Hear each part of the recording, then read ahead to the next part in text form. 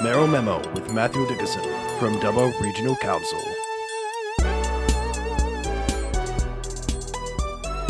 CBS 95.1 FM.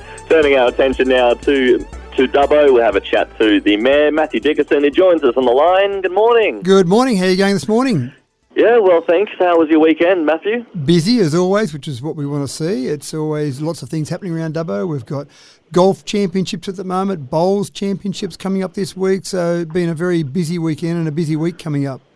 A lot happening in the upcoming week. But, Mayor, we did have you sit down for the standing committee meetings. What are the minutes from that meeting? Well, one of the things that caused a bit of discussion and controversy at the meeting was a trial that we've been running for parking sensors, and we've been doing a couple of things with those.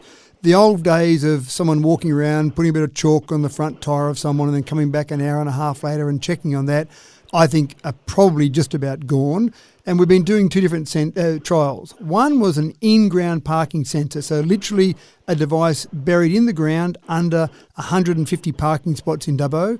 And when someone was there too long, it would send a notification to one of our parking officers. They'd come along and then they could check that definitely they'd been there too long and then give them a fine.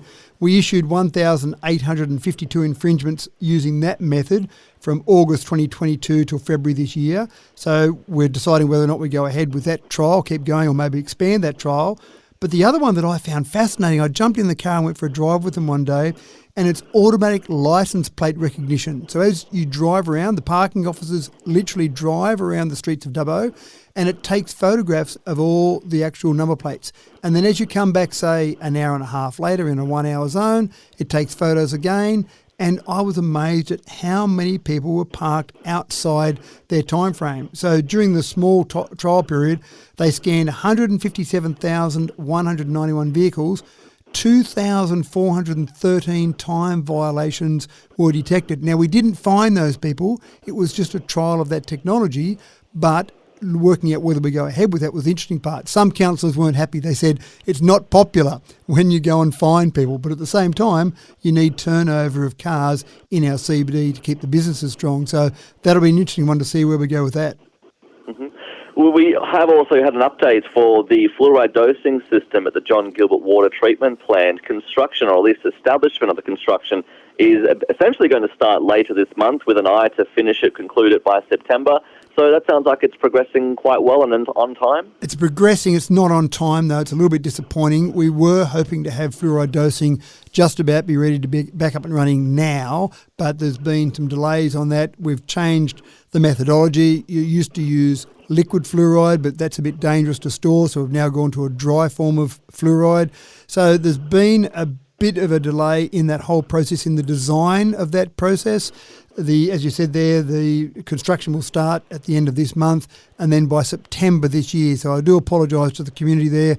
We were hoping to have that back up and running pretty much by now, or maybe even April, but September this year we'll have fluoride back in our water.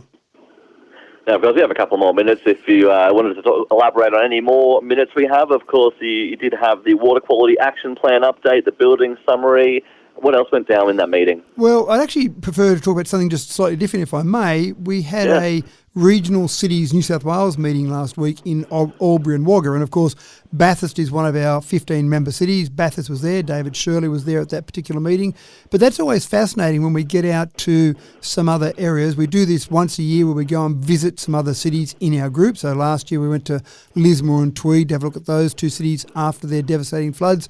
This year we went to Wagga and Albury, and just looking around at some of the things that they do and how they do it, and then comparing it back to what we do. So one thing that stuck out to us, for example, was Albury, their waste management centre is quite a good waste management centre, and they've got some things that they're doing that are quite progressive.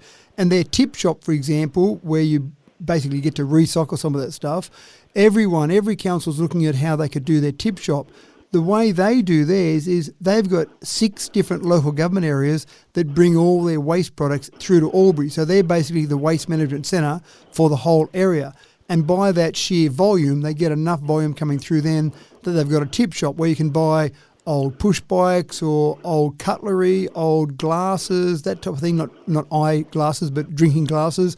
So I thought that was really good. But again, it shows where we need to be headed with our waste management every individual LGA having their own waste management maybe isn't that economical. So, for example, Dubbo, we do a little bit now for Mudgee and Narromine, but maybe as we keep expanding, we might do more for Gilgandra and Narromine, and maybe out as far as Warren. There were people around Albury that were over 100 kilometres away bringing their waste to there. So that was quite fascinating. Thank you so much for joining us this morning, and all the best. Right out. Thanks, mate. It's our Mayor of Dubbo, Matthew Dickinson, here on 2BS. Mayoral Memo with Matthew Dickinson from Dubbo Regional Council.